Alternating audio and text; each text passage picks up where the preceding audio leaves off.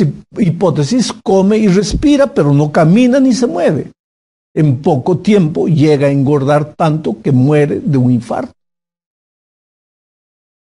En la segunda parte de este asunto, veremos la necesidad urgente de cumplir la misión. Un día, Jesús y sus discípulos andaban por las tierras de Judá y vieron los campos blancos y listos para la cosecha. Entonces Jesús les dijo: los campos están blancos para la siega, pero los obreros son pocos. ¿Por qué Jesús dijo esto? Porque desde sus tiempos el ser humano no entendía la necesidad y la urgencia de involucrarse en la misión. Y Jesús deseaba concientizar a sus discípulos de su responsabilidad misionera. Pero aquí entramos a otro asunto de suma importancia en el cumplimiento de la misión.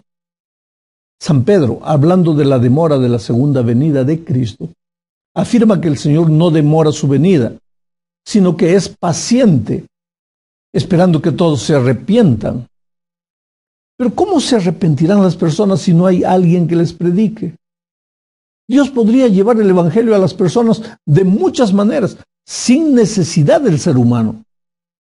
Pero le dio esa misión al cristiano porque el creyente necesita traer otra persona para Cristo para crecer espiritualmente. Entonces, Dios va a respetar su plan y espera que el cristiano, consciente de su responsabilidad, vaya y busque a las personas para traerlas a Jesús. Vamos a la tercera parte de este tema. Para eso tenemos que leer Primera a los Tesalonicenses capítulo 1, versículo 8. Dice: porque partiendo de vosotros ha sido divulgada la palabra del Señor, no solo en Macedonia y Acaya, sino también en todo lugar. Vuestra fe en Dios se ha extendido, de modo que nosotros no tenemos necesidad de hablar nada. Es impresionante la actitud misionera de los tesalonicenses. Pablo les había llevado la palabra de Dios, pero les había enseñado que a fin de crecer en la experiencia cristiana, ellos debían traer personas para Cristo.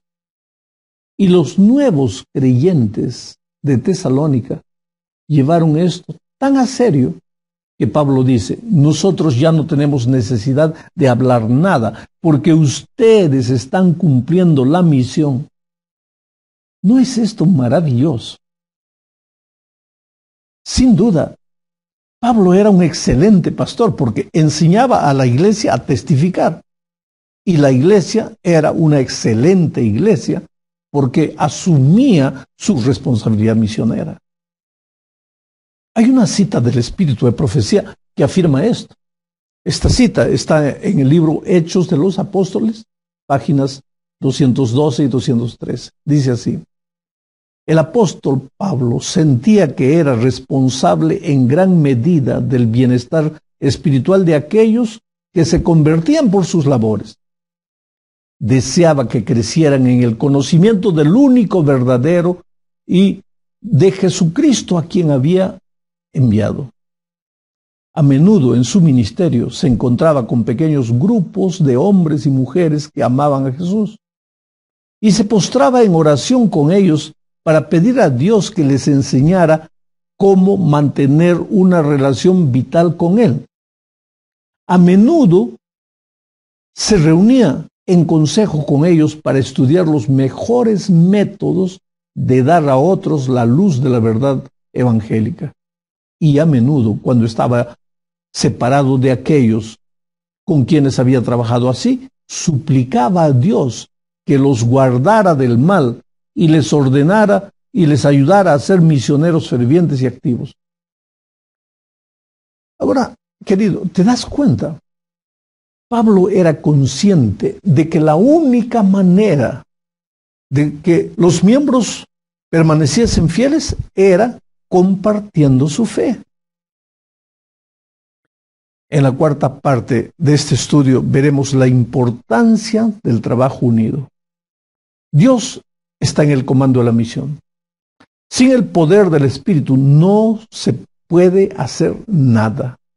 Es el Espíritu el que toca los corazones y transforma las vidas. Por eso Apocalipsis 22, 17 afirma: el Espíritu y la esposa dicen, ven. Y el que oya diga, ven. Y el que tiene sed, venga. Y el que quiera, tome del agua de la vida gratuitamente. Dime una cosa, ¿de quién es la misión de llamar a las personas? Del Espíritu y de la iglesia. La esposa es la iglesia. Y el que oye, o sea, el nuevo converso, ya debe estar involucrándose en la misión, inclusive antes de ser bautizado.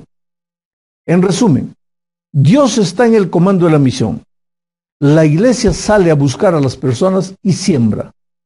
Los evangelistas cosechan y entonces aquí nace el concepto del evangelismo de cosecha. La iglesia sembrando, los evangelistas cosechando. La iglesia sembrando, los evangelistas cosechando. Llegamos al fin de esta lección, hablando de la importancia del informe de aquello que los miembros hacen en favor de la predicación del evangelio.